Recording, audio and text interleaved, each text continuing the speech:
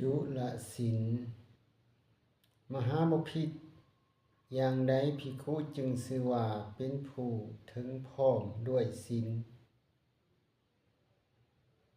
1. ภิกขุในธรรมวินัยนี้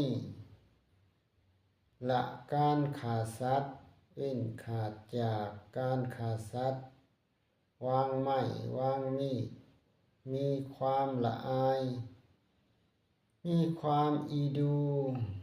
มีความกรุณาหวังประโยชน์แก่สัตว์ทั้งปวงอยู่ข้อนี้ก็เป็นศีลของภิกขุประการหนึ่ง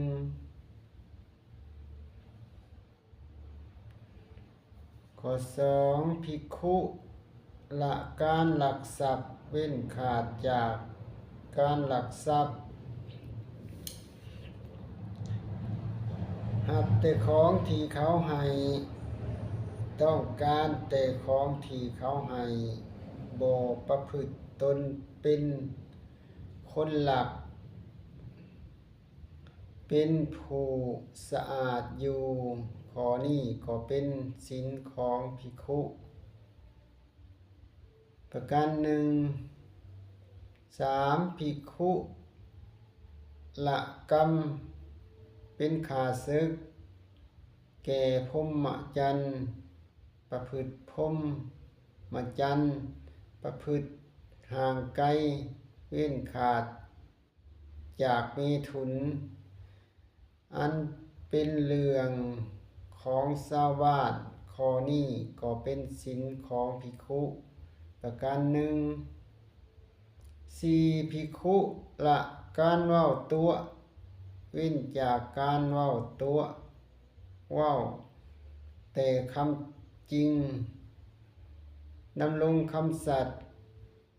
มีถ้อยคำเป็นหลักฐานควรเชื่อได้บ่เว้าลวงโลกนี่ก็เป็นศีลของภิกขุประการหนึ่ง 5. ภิกขุละคำส่อเสียดเว้นขาดจากคำส่อเสียดพังจากข้างนี้แล้วบ่ไปบอกข้างพุ่นเพื่อให้คนหมู่ที่แตกร้าวกันหรือพังจากข้างพุ่นแล้วบ่มาบอกข้างพี่เพื่อให้คนหมู่พุ่นแตกร้าวกัน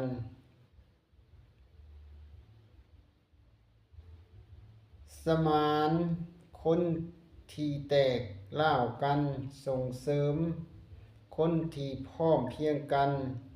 ชมเชยคนผู้พร้อมเพรียงกันยินดีคนผู้พร้อมเพรียงกันเพลิดเพลินคนผู้พร้อมเพรียงกันกล่าวแต่คำที่ทำให้คนพร้อมเพรียงกันนี่ก็เป็นศีลของภิกขุประการหนึ่ง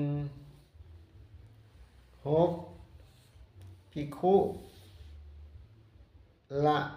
คำหยาบเว้นขาดจากคำหยาบกล่าวแต่คำที่บ่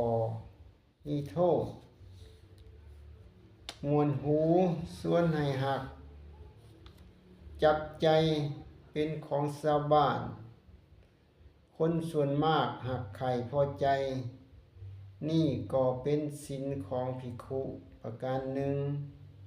7. ภิกขุละคำเพ้อเจ้อเว้นขาดจากคำเพ้อเจ้อเว้าถึกการเว้าคำจริงเว้าเป็นอัตถ์เว้าเป็นธรรมเว้าเป็นวินัยเว้ามีหลักมีที่อ้างมีที่สุดประกอบด้วยประโยคโดยการอันควร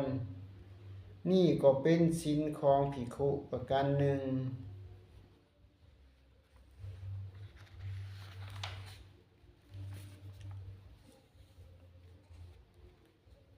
8. ภิกขุเว้นจากการภาคพื้นคามในวงเล็บต้นไม้และพุทธคามหญ้าหรือว่าของเขียว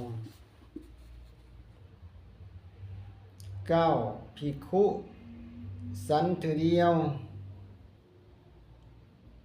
เว้นการสันในลาตรีงดเว้น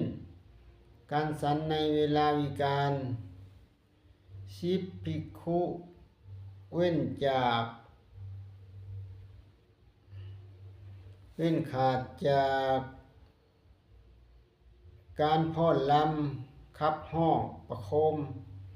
ดนตรีและเบิ่งการลิ่นอันเป็นขาศึกแก่กุศล11ภิกขุเว้นขาดจาก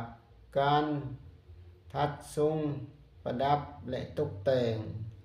ห่างกายด้วยดอกไม้ของหอมและเครื่องประเทืองตัวผิวอันเป็นฐานแห่งการแต่งตัว12ภิกขุเว้นขาดจากการนั่งนอนเทิงที่นอนอันสูงใหญ่13ภิกขุเว้นขาดจากการหับทองและเงิน14ภิกขุเว้นขาดจากการหับธัญญหารดิบ15ภิกขุเว้นจากการหับเนื้อดิบ16ภิกขุเว้นขาดจากการหับสตรีและกุมารี17ภิกขุเว้นขาดจากการหับทาสีและทาส18ภิกขุเว้นขาดจากการหับแบ่และแกะ19ภิกขุเว้นขาดจากการหับไก่และหมู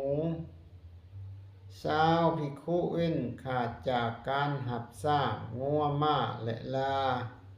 21ภิกขุเว้นขาดจากการหับไหนาและที่ดิน22ภิกขุเว้นขาดจากการประกอบ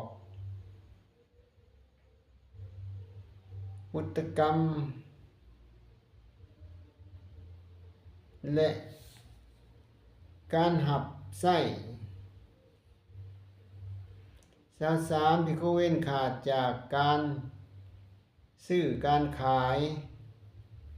24ภิกขุเว้นขาดจากการโกงด้วยชิงการโกงด้วยของปลอมและการโกงด้วยเครื่องวัดแท้25ภิกขุเว้นขาดจากการหับสินบนการหลอกลวงและการตลบตะแลง26ภิกขุเว้นขาดจากการตัดการข่าการจองจำการตีชิงการปล้นและการข่มขู่ข้อนี้ก็เป็นศีลของภิกขุประการหนึ่งอันนี้ว่าจุลศีลในพระวินัยเขียนไว้นี่